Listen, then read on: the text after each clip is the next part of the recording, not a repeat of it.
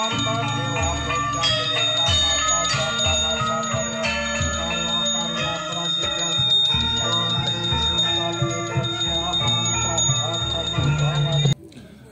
Awigena Mastu Namo Sidyam Om Anubadlah Kretawo Yantu Wiswatah Adab Dasa Aparitasu Urbidah Dewana Yanda Sadamir Berdeasan Aparayu Raksitaru Diwo-diwo. Semoga segala halangan dan rintangan dapat kita lewati. Semoga pikiran-pikiran yang suci, gagasan-gagasan yang bijaksana dan tidak berbahaya datang dari segala penjuru. Terimalah wakil panggan jali saya Om Swastiastu. Om Swastiastu. Om Ulun Basuki Langgeng. Sane meraga suci Romo Pandito sampun pulang nggih. Sane meraga suci Romo Dukun, para pemangku sekalian. Kok nggak lihat mangku istri ya, mangku ya? Biasanya saya menyapa mangku lanang, saran mangku istri, ini mangku lanang tok ini. Oh, nyamar berarti ya. Ketua PHDI yang tidak bisa saya sebutkan satu persatu, kepala desa, ada mungkin aparat pemerintah yang hadir, bapak-bapak, ibu-ibu, adik-adik, anak-anakku sekalian yang saya hormati. Bapak Ibu, ada yang ingat wajah saya apa enggak sih? Ingat ya? Ini yang keempat saya hadir di sini di depan Bapak Ibu. Angayu bahagia, matur sembah nuwun, dikasih kesempatan untuk ngayah. Saya ingat dalam kapan itu saya pulang jam 2 ya, ada jam 2 waktu itu. Waktu ada Bu Mayang juga ya. Jam 2 itu saya pulang sampai rumah subuh. Tapi enggak apa-apa ya, gitu. Karena apa Bapak Ibu? Kita Angayu bahagia hari ini kita sama-sama bisa ngaturan sembah bakti. Karena apa? Kita enggak tahu tahun depan kita masih hidup apa enggak loh ya. Enggak oke. Kalau salah samu saya itu mengatakan apan ikang meritiu tanpa ngareken juga ya tan huninga lawan durung muang uwus gaweannya. Karena kematian itu tidak pernah mau tahu kita sudah menyelesaikan pekerjaan kita ataupun belum. Orang meninggal itu tidak menunggu tua. Orang meninggal tidak menunggu sakit. Orang meninggal juga tidak menunggu apakah kita sedang susah boten. Saya sampun wancine guys berangkat tuh. Karena kekuatan yang paling kuat yang pasti itu adalah kematian. Cuman kita tidak tahu kapan datangnya. Oleh karena itu, selagi kita masih hidup, selagi kita masih bisa melakukan perbuatan baik, ayo terus berbuat baik. Karena apa? Pahala atas perbuatan baik itulah yang akan membawa kita menuju kebahagiaan di sini maupun di alam sana, Bapak Ibu. Ekam ewa suri dharma nidano pianu yaniya sarira samam nacam sarwam aniyadiya cadi. Kitab Manu Semerti Adya 8 Sloka 17. Satu-satunya yang mengantarkan seseorang menuju kebahagiaan, sekali lagi menuju kebahagiaan di sini maupun di alam sana adalah dharma, kebaikan. Sementara yang lain yang Bapak Ibu miliki yang membuat ibu bahagia di dunia ini akan musnah bersama hilangnya badan jasmani kita. Ya Bapak Ibu. Bapak Ibu gadah mobil 10. Bapak Ibu naik sedol digawa napa mboten? Mboten. Ojo mobile Pak kuncine mboten Bapak Ibu gawa kok. Nggih. Tetapi dharma, perbuatan baik itu ngikutin ibu ke alam sana menuju kebahagiaan. Tetapi jangan lupa perbuatan buruk juga ikut. Nah, supaya kita bahagia di alam sana, ayo kita perbanyak berbuat baik, nggih Bapak Ibu. Salah satu berbuat baik niki sebagai awal adalah kita menjalankan nopo kewajiban kita. Puja Trisandya. Niko perbuatan baik yang paling awal ke hadapan Ida Sang Hyang Widi sebagai awal dari aktivitas kita. Puja Trisandya niku dilaksanakan tiga kali sehari, ya Bapak Ibu. Pagi yang disebut dengan Pratah Samdya, Bapak Ibu. Jam berapa Pak D? Jam 03.45 sampai 06.00. Itu waktu Brahma Mahurta namanya. Loh Pak D, boleh nggak aku sembahyang agor jam 6 jam itu? Ini boleh. Sang Widi tasik wonten. Ojo khawatir. Tetapi waktu yang tepat disebut dengan Brahma Mahurti 03.45 06.00. Niki Ibu ingatkan, nggih. Pagi hari kita nyembah siapa? Nyembah Tuhan sebagai Brahma. Kalau ide pemangku, ide Romo itu Surya Sewana, beliau berbeda. Beda dengan Trisandya niki. Surya Sewana itu menyembah Surya, beda. Niki Trisandya. Nggih. Jadi sembahyang pagi kita memuja siapa? Sang Hyang Widi dalam wujudnya sebagai Brahma. Agar apa Bapak Ibu? Agar kita mampu menciptakan. Sekali lagi, Brahma kan sebagai pencipta, nggih. Agar pagi ini kita mampu menciptakan apa? Sesuatu yang baik, sesuatu yang bagus, sesuatu yang benar, yang kita gunakan untuk berjalan sehari ini 24 jam ini sampai ketemu besok pagi. Kita mampu menciptakan yang baik, bukan untuk diri kita saja, tapi untuk semua kehidupan yang ada di sekitar kita. Ingat konsep Trihita Karana. Kita tidak bisa hidup sendiri manusia. Sesugih sekaya apapun manusia ndak iso Bu sendirian. Nggih. Napa nek wis sedo dhewe budal dhewe nang kuburan. Mboten, akan butuh orang lain. Mulai dari lahir aja kita membutuh bantuan dokter, nggih. Kita itu kalau kita renungkan nih Bapak Ibu, kita kalah rasanya kita kalah sama kucing, ya. Nggih, nggih. Kalau kucing melahirkan pakai dokter napa mboten? Mboten. Nggih.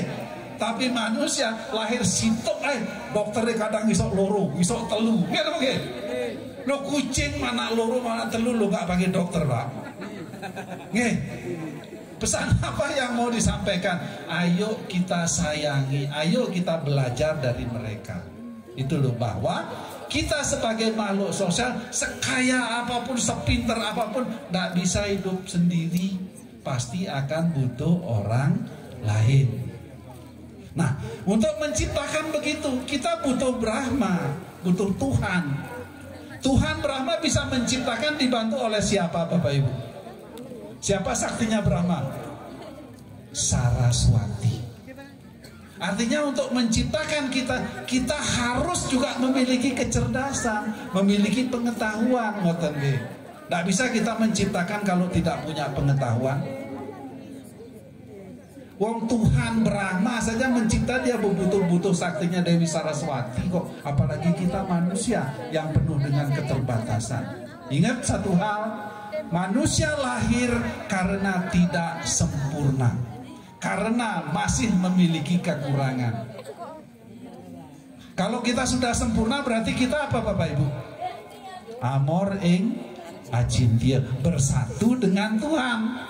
Kita lahir karena belum layak bersatu, kita disuruh lahir kembali untuk memperbaiki kualitas diri. Diawali dengan apa? Menciptakan sesuatu yang baik. Nah, itu pagi Pratah Samdya, nggih Bapak Ibu. Sekarang siang hari jam 12 yang disebut dengan Surya Madyanika. Tengah hari, Surya itu matahari, Madya itu tengah. Jadi siang hari jam 12. Kita memuja siapa Bapak Ibu? Memuja Wisnu. Agar apa? Apa yang kita ciptakan tadi itu mampu kita pelihara. Kan banyak kadang-kadang menciptakan tapi kita tidak memelihara, kita tidak menjaga, kita tidak merawat.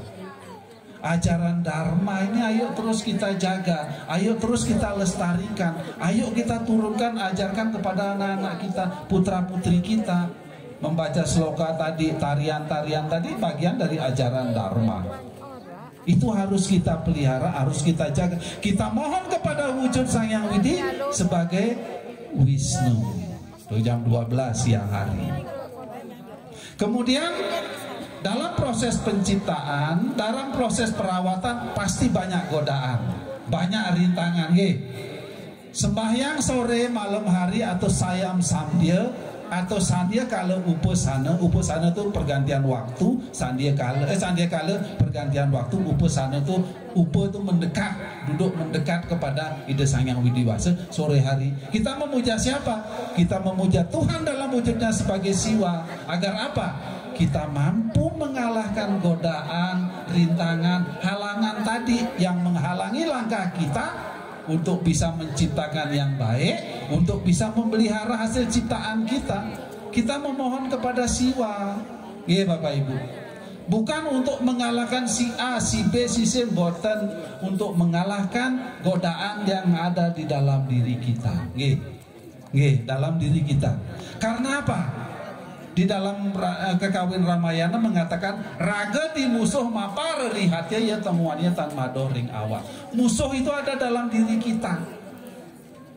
Raga di musuh mapar rihatnya. Matur sembah nuwun juru mangku.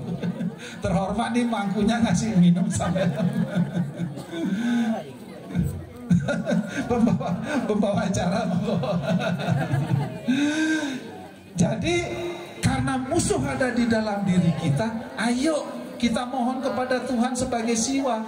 Kita diberi kekuatan, mampu mengalahkan musuh dan godaan rintangan itu. Sekali lagi Bapak Ibu, kegagalan kita, keberhasilan kita itu tidak tergantung oleh orang lain, ditentukan oleh diri kita sendiri. Oke Bapak Ibu, kita mau sukses mau gagal tergantung diri kita. Ekam ewa suhri dharma nidade pianu yandiya sarira sama nacam sarwam aniyadiya jadi. Nah, di dalam kitab Bhagavad Gita Adya 5 sloka 15 itu mengatakan nadate kasyacit papam nacaiwa sukritam wibu ajenane navertam jenanam tena muhyanti jandawa. Tuhan itu tidak membuat manusia itu menderita. Nadate kasyacit papam itu menderita. Nacaiwa sukritam wibu, Tuhan juga tidak membuat manusia itu wibu atau bahagia. Ajenane navertam jenanam, karena ketidaktahuan manusia itu tersesat di jalan. Oleh karena itu, dalam menciptakan, dalam memelihara, dalam mohon kekuatan, kita memohon kepada Sang Hyang Widi, kepada Tuhan melalui bersembahyang Trisandya. Nggih Bapak Ibu. Sekarang pertanyaannya kan begini, aku sudah jungkir balik Trisandya kan, rajin, tidak pernah telat, nggak pernah ketinggalan, nggak pernah bolong, tapi uripku yo kok ngene-ngene ae. Bapak Ibu, jangan lupa salah satu penyebab adalah Bapak Ibu kita mengenal sancita karma wasana. Sisa perbuatan masa lalu yang belum habis kita nikmati di kehidupan kita sebelumnya. Sekaranglah kita nikmati. Kita senang berbuat baik, kita nolong dengan apa namanya? Denny. Nah, aku papi ambil Mas Denny. Wis, pulsa tak tukokno deh lo. Yo, baju tak kasih. Lo tapi Mas Denny kok di belakang kok menfitnah saya. Jangan lupa Bapak Ibu, mungkin kita sedang menerima karma atas pahala atas perbuatan masa lalu kita. Kita mungkin pernah ditolong oleh orang, tapi kita belum sempat membalas. Nih Bapak Ibu, sekaranglah kita membalas kepada beliau, kepada dia.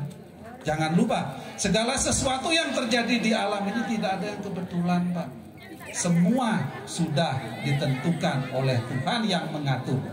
Nanti Bapak Ibu kalau punya kitab Yayurveda Mandala 40 sloka ke-1. Isewasam idam sarwam yatkim jagat yam jagat. Isewasam idam, Tuhan ini sebagai pemilik pengatur alam semesta ini. Jangan lupa. Artinya apa? Saya ketemu dengan Mas ini karena saya sedang membalas karma, membalas hutang saya kepada beliau. Ingat, salah satu syarat kita untuk masuk, untuk bisa mencapai moksa, kita menyelesaikan hutang kita. Kita punya 3 hutang, Trirena, Dewarena, Resirena, dan Pitrarena. Setelah kita menyelesaikan hutang itu, kita baru boleh mencapai moksa. Salah satu syarat, salah satu syarat itu ada di dalam kitab Manawa Dharma Sastra. Rinane trinya pakrisa mano moksini wecayat, ana pakrisa moksantu wirayamo semerijat Prabu. Ketika seseorang pikirannya sudah akan menuju moksa, tapi belum menyelesaikan ketiga hutangnya, ia akan sia-sia, Bu, percuma. Tetapi begitu ia menyelesaikan menjalankan ketiga kewajiban untuk membayar hutang itu, dia layak masuk moksa. Dia layak mencapai moksa. Ini salah satu syarat loh ya. Baru salah satu syarat, banyak syaratnya. Perbuatan baik kita memang harus 100%. Tetapi Bapak Ibu, saya sebelum lebih lanjut tentang Trisandya nanti, moksa Bapak Ibu jangan lupa bisa Bapak Ibu capai ketika masih hidup, jangan lupa. Bukan moksa itu dicapai saat meninggal saja. Moksa itu ada 3 tingkatan. Ada namanya jiwa mukti. Moksa ketika kita masih hidup. Apa itu? Bapak Ibu jalan, belat pipis.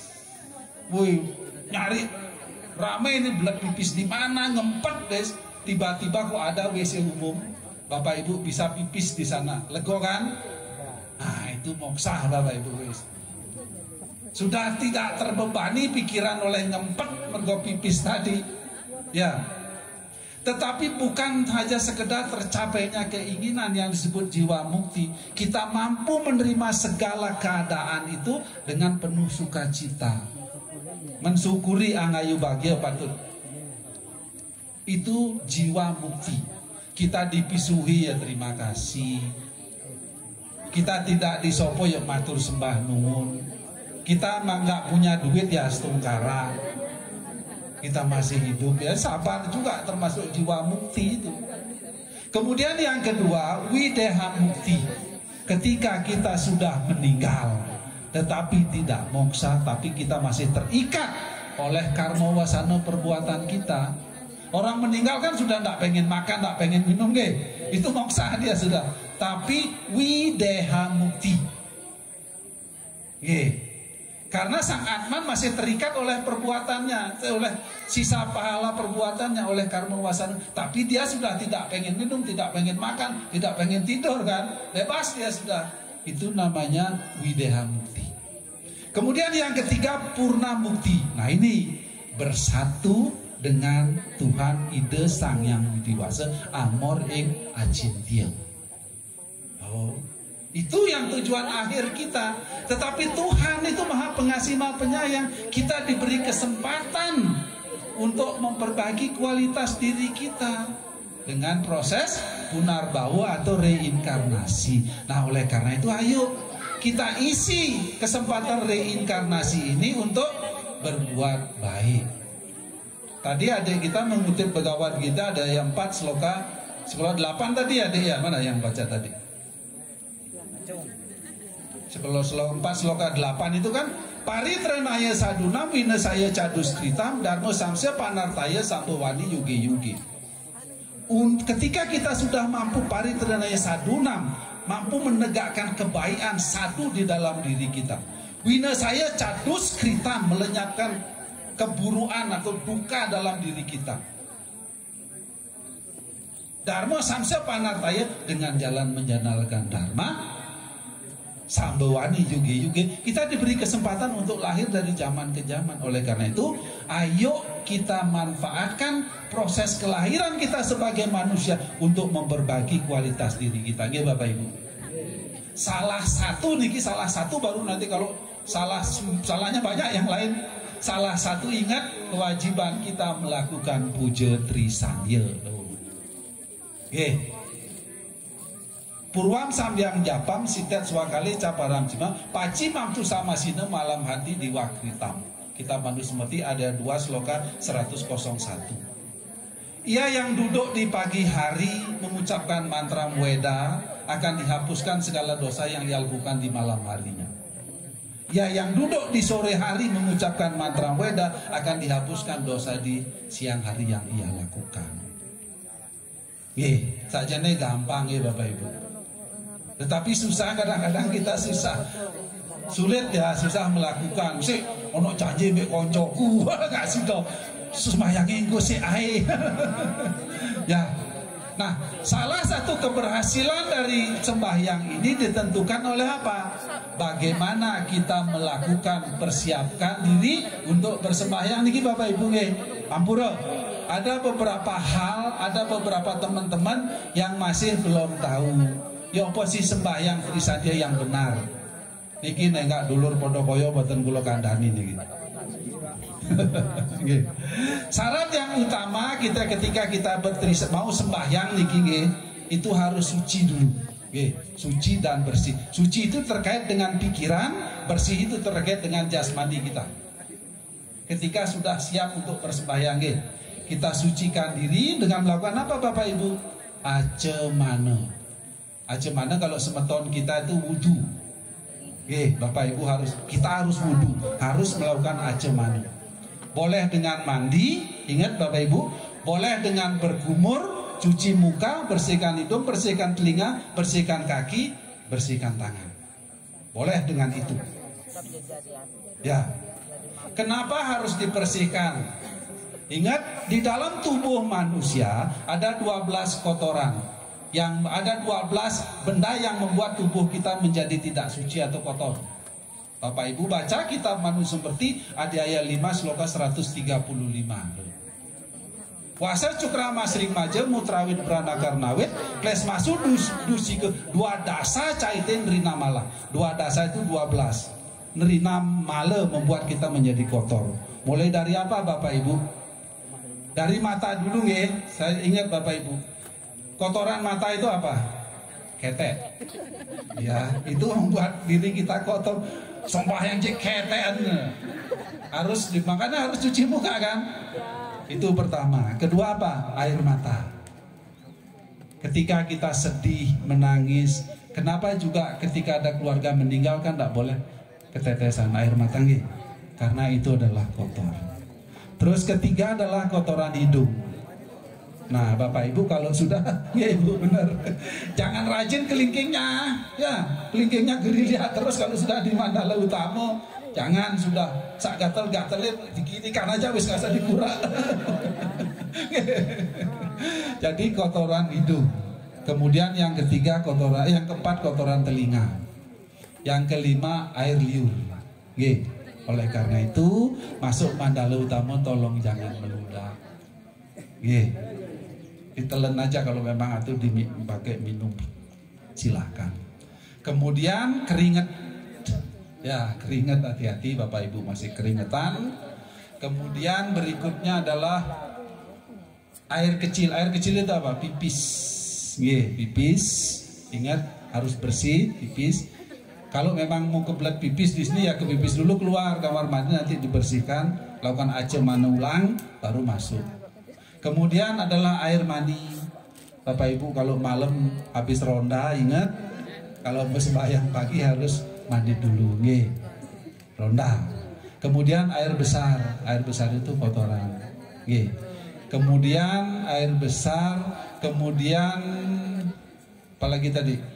Keringat sudah, air besar sudah, air kecil sudah. Sumsum, ini sumsum memang jarang keluar ya, sumsum dari tulang ini jarang keluar. Kemudian darah. Nah, ibu-ibu jangan lupa darah ini juga kotor, gitu ya. Ketika cuntake kan tidak boleh masuk Mandala Utama. Tapi ingat pesan saya dulu, ingat tak? Masuk Mandala Utama tidak boleh, tapi membaca doa boleh. Bapak Ibu walaupun cuntake berdoa boleh kok. Kalau berdoa itu tidak ada pantangan. Bapak Ibu di kamar mandi lagi buang air besar mau berdoa, monggo. Ya gitu. Bapak Ibu susah buang air besar kan ngomongin oh ya Tuhan semoga lancar kan gitu. Itu kan doa kan boleh. Enggak apa-apa. Nggih, Bapak Ibu untuk berdoa, tapi masuk Mandala Utama tolong jangan ketika sedang cuntake atau sedang haid. Nggih. Nah, itu sudah 12 rasanya. Kemudian ada ketinggalan satu lagi. Itu kan 12. Sebenarnya 3. Yang ke-13 itu Swara Maya. Tahu nggak Swara Maya, Bu? Ada suara tapi nggak ada bentuk. Apa itu? Kalau sudah di Mandala Utama jangan mengeluarkan angin dia. Ya. Ingat loh. Suara Maya itu suara tapi tidak ada bentuknya. Apa itu? Dipetik. Jangan, ya usahakan untuk tidak keluar. Karena apa? Tadi kan mana seperti 5 sloka 135. Kalau 5 132 itu menyatakan semua benda yang keluar dari nawa duara 9 lubang itu membuat diri kita kotor. Air liur ketika masih di mulut ini tidak kotor kok, mau kita telan juga tidak masalah. Tapi begitu keluar kotor, Salah satu juga ketika di Mandala Utama sudah nggak usah makan. Kemarin di grup di salah satu grup, kalau nggak salah di Prajaniti kemarin sempat ada diskusi, boleh nggak di Mandala Utama merokok? Oh niki ampuran niki jero manggu. Itu real di grup Prajaniti kemarin dibahas. Saya sempat memberikan statement. Ketika membaca doa atau bertrisandya, ya jangan merokok. Bertrisandya ini kan tak mungkin mau jalan mantan trisandya sambil rokokan kan tak boleh.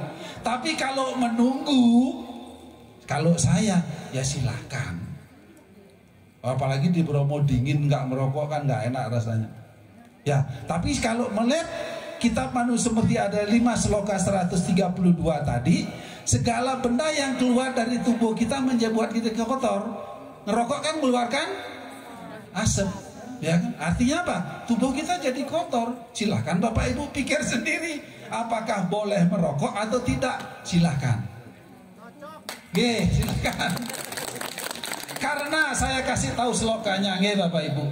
Tuhan sendiri tidak pernah memaksa kita untuk melakukan apa yang Beliau perintahkan. Tuhan menyerahkan kepada kita untuk melakukan sesuai dengan kemampuan kita. Itita jenanam agelan guhyan gudamara. Firis yatesasi tata guru. Nasihat Sri Krishna kepada Arjuna.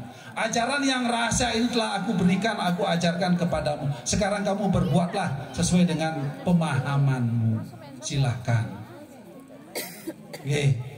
Karena bagaimanapun kita melakukan, itu akan kembali kepada kita. Ingat hukum karma pala. Terserah, tidak ada yang dirugikan Bapak Ibu. Akhirnya apa?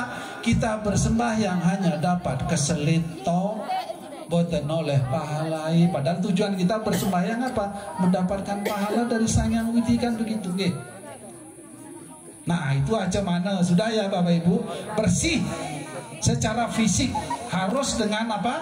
Mandi atau dengan cuci muka, cuci tangan, berkumur, cuci muka, bersihkan telinga, bersihkan hidung, bersihkan kaki, bersihkan tangan lagi.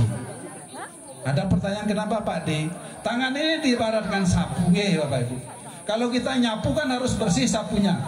Tangan ini nggak tahu lagi kotor. Untuk membersihkan tubuh kita ya, dia harus dicuci dulu. Setelah bersih, Om sudah memsawati sudah memswaha, baru cuci muka. Om cam-camani sudah memswaha.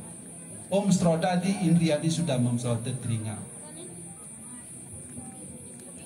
Kemudian Om waktu sudah memsawati berkumur. Om kan kasokali suara yang nama suara kaki. Om sudah memsawati tangan lagi. Sudah bersih. Sekarang bersih pikiran. Dipusatkan pikiran kita kepada Sang Yang Widi. Biasanya apa? Dengan mengkidung, dengan berjapam, ya Bapak Ibu. Itu bagian dari kita memusatkan pikiran supaya suci, supaya nggak ingat dengan yang lain. Oh ingat pacare, ingat tukang tagih teko ke rumah. Dan yang tidak bisa kita hindari, mungkin Bapak Ibu melihat saya pakai HP tadi, saya dalam rangka merekam. HP ini juga kalau di Mandala Utama kalau bisa di silent, dikecilkan, silakan. Itu juga mengganggu, sehingga apa? Pikiran kita tidak konsentrasi jadinya. Bapak Ibu kan ingat dengan kekawin Mando Malon, jero mangku mesti apa? Si Arjuna, jangan Jangan, Arjuna tuh belum selesai lo sembahyang. Kita lo pontang-panting sembahyang nggak dapat apa-apa. Arjuna belum selesai sembahyang sudah dapat waran nugraha dari Sang Hyang Widi. Oke, malon ya jero mangku. Stuti niretan adulus. Selamat datang Pak Pembimas.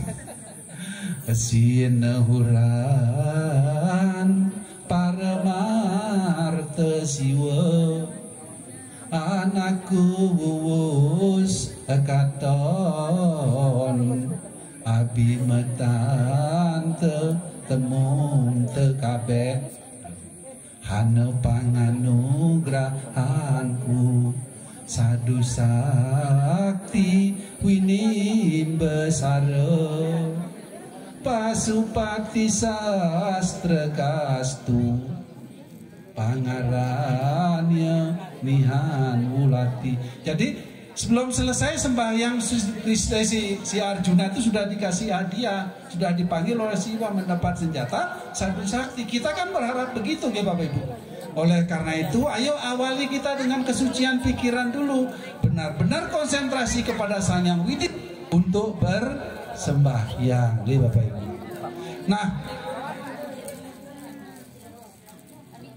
halo, Ibu, Dek. Setelah suci sekarang, kita apa harus pakai pakaian bagus? Boten.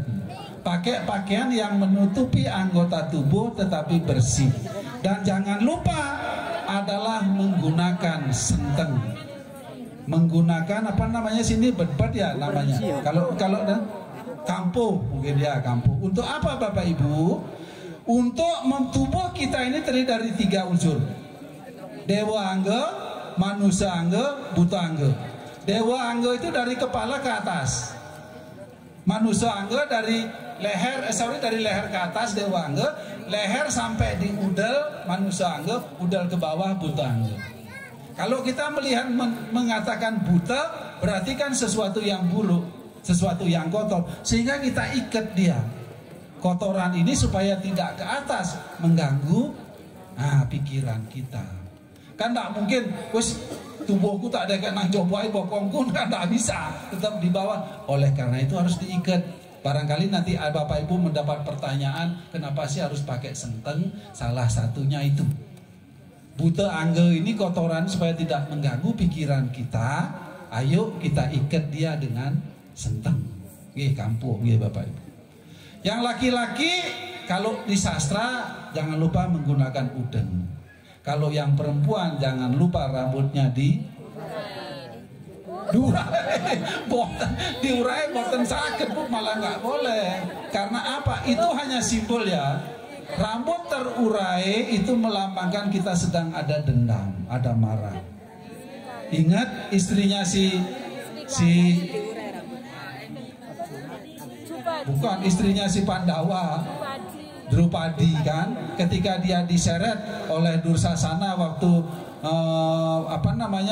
judi, dia kan ngomong, sebelum rambutku aku keramas dengan darahmu, ya kan? Aku tidak akan ngikat. Artinya apa? Seolah-olah kita sedang ada dendam, ada emosi, gitu.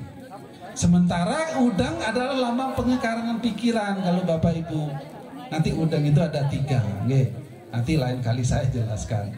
Udang itu ada 3 bentuknya. Jadi pengekarangan pikiran ini sudah dikekang. Karena apa? Karena pikiran adalah awal dari gerak indria kita. Jangan lupa. Kalau pikiran kita sudah diikat kepada Sang Hyang Widi Astunggara, kita akan nyampe kepada beliau. Pikiran ya. Ikang manah ngarania yaiku witning indria, maprawerti teyering subuh asubuh karma kunang ikang manah priten kartanya sakari. Sarasa Mujaya Sloka 80. Jadi pikiran adalah awal dari gerak indria, kita akan berbuat baik apa berbuat buruk. Oleh karena itu pikiranlah harus dikendalikan. Makanya begitu misalnya perjalanan kita jauh dari rumah ke pura, di jalan itu Om Namo Siwaya, tidak apa-apa Om Namo Siwaya sambil mengucapkan berjapang. Walaupun nanti ada yang nyerempet kita nggak marah kok. Walaupun kita ngelihat bapak-bapak ada gadis naik sepeda motor pakai rok pendek, kita juga nggak nggak pecicilan gitu loh. Itu kan godaan. Kita harus bisa gitu. Oh ya, saya lagi mau sembahyang, abaikan saja gitu loh. Itu tujuannya supaya pikiran terkonsentrasi kepada Sang Yang Widi. Nah, sudah menggunakan pakaian itu, biasanya kalau masuk ke mandala, kalau sembahyang di pura kan ada tirta lagi, tirta pengelukatan atau pembersihan. Itu juga, itu proses penyucian secara rohani. Secara jasmani tadi di rumah jangan lupa sudah mandi. Duduk pun di sini kita dilukat lagi nggak Manggu? Tuh, berapa kali kita mendapat penyucian? Kan eman sudah disucikan cek dolanan HP. Kan eman penyucian itu gitu. Ayo konsentrasi. Apa mana cek ngerasani koncone? Ojo wis mboten wis, tapi rasanya di sini ndak ada, nggih. Ndak ada yang kayak gitu. Nggih. Sudah sekarang bersih kan Bapak Ibu? Kita duduk. Nah, duduk. Sikap duduk ini juga menentukan Bapak Ibu. Nggih. Kalau yang laki-laki itu ada sikapnya 3 sikap duduk. Ada Padma sana, Padma asana, ada sila asana, ada suga asana. Padma asana itu kaki yang atas, kaki yang kiri di paha kanan, kaki yang kanan di paha kiri. Jadi seperti Padma. Itu susah. Mungkin beberapa mangku yang ikut yoga pasti bisa. Tapi kalau yang nggak pernah yoga kayak saya ini susah. Kemudian Siddhasana itu satu saja yang ke atas. Satu saja yang ke atas, satunya enggak. Kemudian Sukha asana ya seperti biasa Bapak Ibu gini. Pokoknya kita suka, kita nyaman, silakan. Itu loh. Nah, kalau ibu-ibu pakai apa? Bajra asana. Boleh nggak metimpuh? Boleh. Sang Widi nggak nyeneni rupanya yang metimpuh, enggak apa-apa. Tapi aturannya begitu, gitu loh. Kalau kita ngikuti aturan berarti kita paling tidak syaratnya sudah untuk berhasil itu sudah masuk. Tapi kalau kita sudah masih sikiri melonjor, syaratnya sudah berkurang lah. Harusnya dapat 10, dapat 8. Oke, silakan. Tetapi di dalam Begawat kita Adhyaya 6 sloka 13 itu sikap duduk itu ditentukan. Samam kaya sira grifam tarayan ajaram sista samprekse nasika swadisan canafa lokayam. Jadi samam kaya sira grifam, jadi kepala leher itu tegak lurus Bapak Ibu, jangan melengkung. Mata melihat ujung hidung, tidak menoleh ke kiri dan ke kanan. Kita kan bukan disuruh merem, tapi karena kita suka melihat tonggone gitu loh, supaya konsentrasi enggak merem, supaya enggak ngelihat tonggo, dia merem. Tapi dalam aturan dia melihat ujung hidung, jadi setengah merem. Tapi umumnya kita kan merem karena apa? Kita masih suka tergoda oleh di sebelah kita. Oleh kita kadang-kadang kepo gitu loh ya, pengen tahu sehingga konsentrasinya buyar. Nah, setelah duduk sekarang menghadap. Bapak Ibu. Bapak Ibu, kula tak nyuwun sewu tak ngombe riyen nggih. Golonganku kok gak riyen.